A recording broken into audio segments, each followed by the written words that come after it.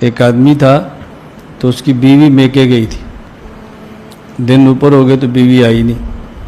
اس نے بیوی کو میسج کیا کہ کب آؤ گی.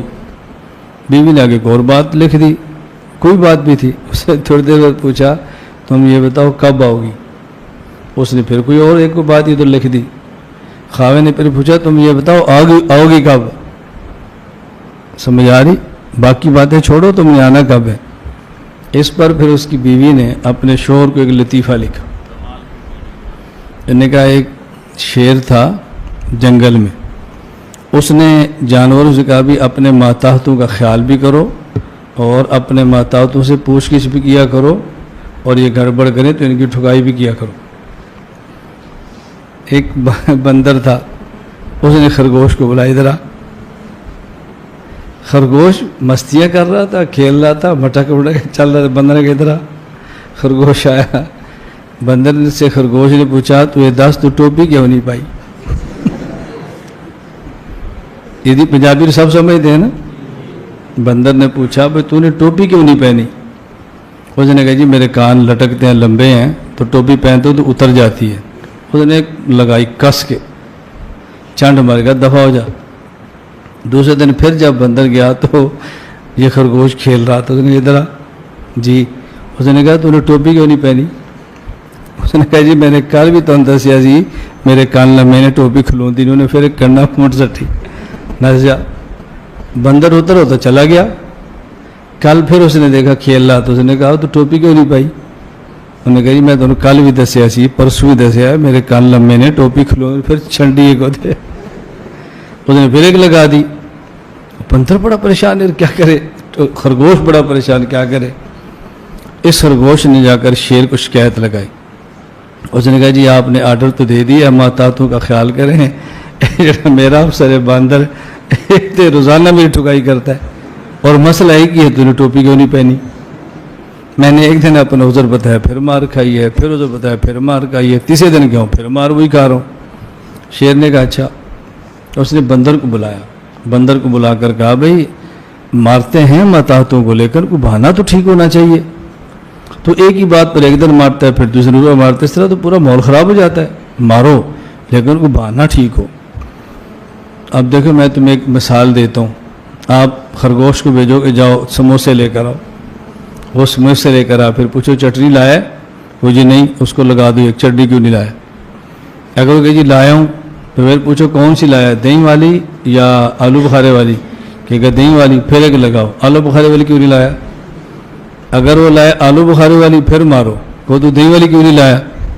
اس طرح مارتے ہیں. کہ ٹھیک ہے. شیر بندر کو سمجھا رہا تھا، خرگوش چھپ کے سن رہا تھا. کل بندر نے خرگوش کو بلاؤ، کہا سموسے لاؤ. خرگوش گیا سموسے لے آیا.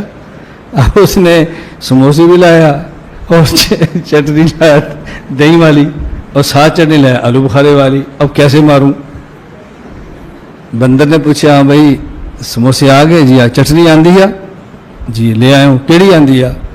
اس نے کہا جی میں دہی والی بھی لایا ہوں اور میں آلو بخارے والی بھی لایا ہوں. بندر نے ایک ماری ٹکا کے. اس نے کہا تو چھڑ تو 10 ٹوپی کیوں نہیں پائی.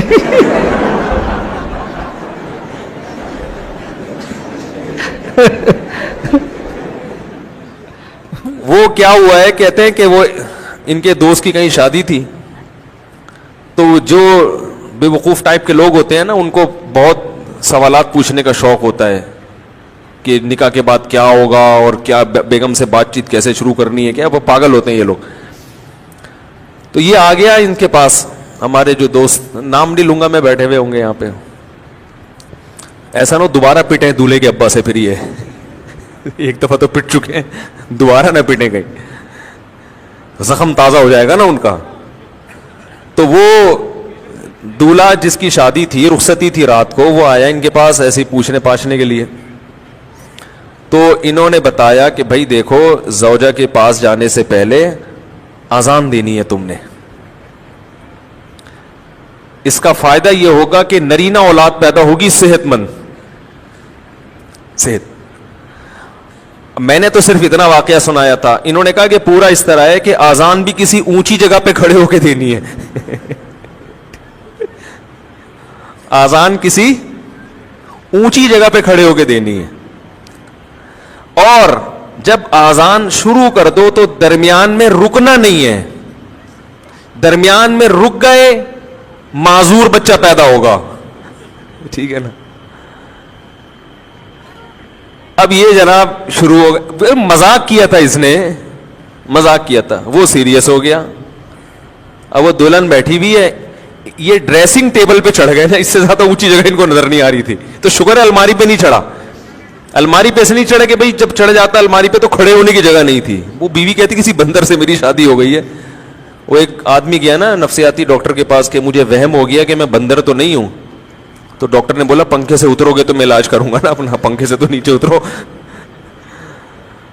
تو ڈریسنگ ٹیبل پہ کھڑے ہو کر انہوں نے اذان کہنا شروع کی. اب وہ دلہن پاگل ہو گئی, چیخنے لگی یہ کیا کر رہا ہے بھائی, پاگل تو نہیں ہے, اور جا کے نا دروازہ بجا رہی ہے. تو یہ اذان کے دوران اس کو کہہ رہے حی علی الفلاح, اس کو اشارہ کر کہ نہیں کرو, اذان بھی چل رہی ہے, حی علی الصلاح حی علی الفلاح, اور اشارہ کر رہے کہ نہ نہ نہ. وہ دروازہ کھولا, دولہا کے ابا نے, دلہن کہہ رہی اس کو دیکھو کیا ہو گیا, یہ کون ہے, پاگل ہے. بھاگ گئی, وہ ظاہر ہے بھاگنا ہی تھا اس نے, گھر چلی گئی, تو نفسیاتی پاگل ہے. تو وہ صاحب مجھے سنا رہے تھے کہ صبح دولہے کے ابا آئے, انہوں نے پہلے دولہے سے تفتیش کی نا کیا ڈرامہ ہے بھائی, تو اس نے بتایا وہ فلاں صاحب نے. تو کہہ رہے صبح آتے ہی انہوں نے گریبان سے پکڑا, بات چیت شروع کرنے سے پہلے مکے لگانا شروع کر دی. کہہ رہے میں پوچھ رہا ہوں مسئلہ کیا ہے. انہوں نے کہا یہ میرے بیٹے کو تو نے کیا سکھایا. کہتے ہیں میں نے کہا اس میں خود سینس نہیں ہے کہ جو بھی جو سکھا دے آپ سیکھ لو گے کیا, کیا خیال ہے بھائی. یعنی کوئی بھی کچھ بھی کہہ دے تو آپ اس پہ عمل شروع کر دو گے, اس میں اتنی عقل نہیں ہے تو مکے تو اس کے لگاؤ جا کے. تو وہی ہے کہ وہ ہم اسکول پڑھتے تھے نا جب, تو پڑھنے کا تو شوق تھا نہیں, سب ذمہ داروں کے بیٹے, ہم سب کوئی تقریباً 99% ہم ذمہ داروں کے بیٹے, اور کسی کو شوق نہیں. اور جو 2-4 لڑکے تھے اس طرح متوسط گھرانوں سے, وہ پڑھتے تھے بہت زیادہ, ہم نہیں پڑھتے. تو ایک تھا میلسی کا کھچی محمد خان اور میں, ہم دونوں نے نا پیٹ میں درد کر لیا اور چھٹی کرنے کے لیے کہ بھائی اسکول نہ جائیں.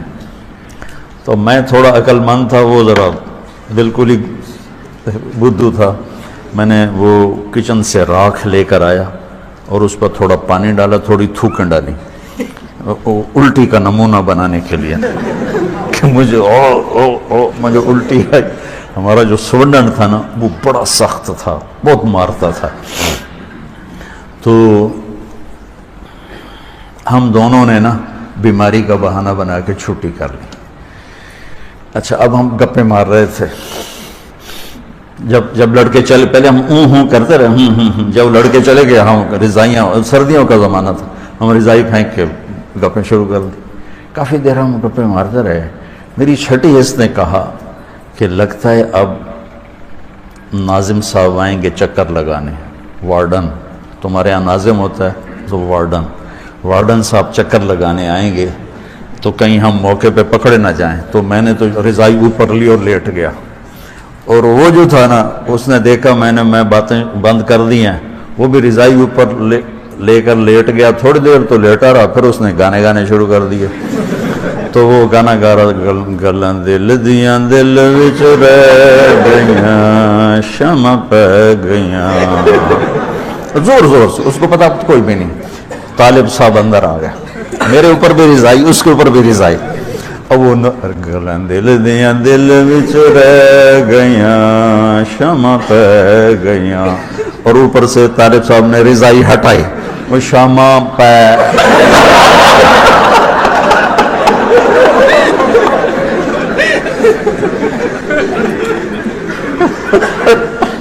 ایک دن میں ناظم مالیات جامع فاروقی میں چلا گیا, جیب میرا خالی تھا.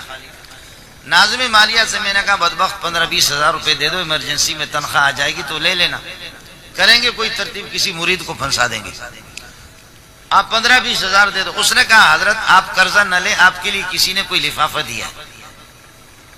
میں نے کہا بابا مجھے 15-20 ہزار چاہیے, لفافہ سے میرا کیا ہوگا.